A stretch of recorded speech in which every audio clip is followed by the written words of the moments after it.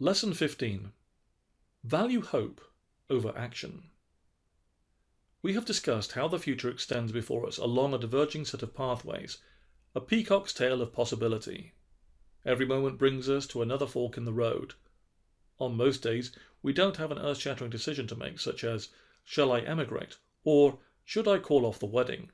But every decision we make, big or small, selects a branch to a different future. We stand before a dizzying array of nameless doors, and every time we open one, we find ourselves with another set of choices to make.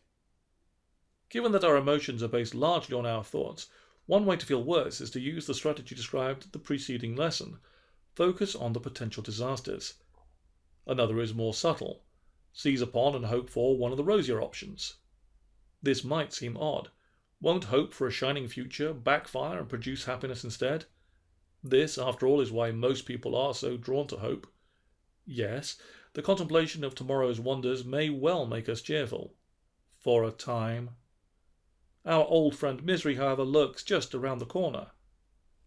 The challenge is that, although we can imagine various futures, we cannot guarantee they will come about. No matter how hard we hope for future A, we cannot eliminate the chance that futures X, Y, or Z will transpire instead. We might guess at our odds of scoring tickets to the Iron Maiden concert at 65%, but this only prompts our brain to remind us of the 35% chance of disappointment. Hope, then, is always a two-sided coin. You might get the outcome you wanted, but then again you might not. This is why Buddhists often speak of hope as a combination package: hope and fear. Hope summons fear as a natural accompaniment. Like Batman and Robin, ham and cheese, or smoke and fire, you seldom get one without the other. Pinning your present happiness on a bright but conditional future automatically sows the seeds of misery-inducing anxiety. It would be so wonderful if... Oh, but what if... When you attempt to brighten your mood with visions of the job you just applied for, you become uncomfortably aware that you may not get it. The joy of hope, then, is as brittle as the skin on a creme brulee. You can feel yourself sliding out over thin ice, conscious of the depths beneath. Further, both hope and fear come from a focus on the imaginary future rather than the singular moment of the present reality. It is in the present that we actually live, in the present that we have a degree of real influence, and in the present that our misery can be most easily interrupted by contentment, satisfaction, and calm. The present is almost always manageable, though it is typically less exciting than the melodramas playing out on the other screens of the mental cinema. Hence the difficulty that aficionados of mindfulness report in keeping their minds there. Misery is easier. But what if hope is used to guide our behavior? What if we create a vision of the future, then lay out the steps to get there and set on the journey? This is perhaps the only way that a focus on hope may defeat our quest for discontent. Even here, however, hope brings along its anxious twin. We might do all we can to secure the job we have envisioned. We still cannot stamp out the possibility that we'll find someone who is better qualified. It is more useful, however, simply to use hope as a substitute for action, which is what we usually do anyway. We entertain ourselves with lovely visions, but do nothing to make them materialize.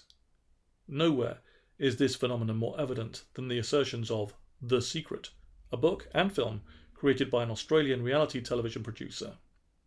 Advocates of the law of attraction believe that carefully envisioning specific outcomes actually causes the lines of the future to shift, bringing objectives closer. Imagine a future spouse, for example, and one may come knocking at the door. It's easy to see how this principle might actually work if it causes subtle shifts in our behavior. By envisioning a partner, perhaps we will get out more, take better care of ourselves, and smile more frequently in the direction of members of our preferred gender. All of these changes could work to increase the odds of partnership. The Secret is not supposed to operate via our own efforts, however, but through mysterious forces in the universe.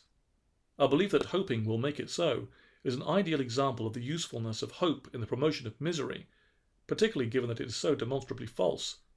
Witness the millions who purchase lottery tickets, entertaining clear visions of winning but failing to do so, the candidates anticipating election and being defeated at the polls, the entrepreneurs whose business fail, and the rancorous lawsuits over the profits of the Secret itself.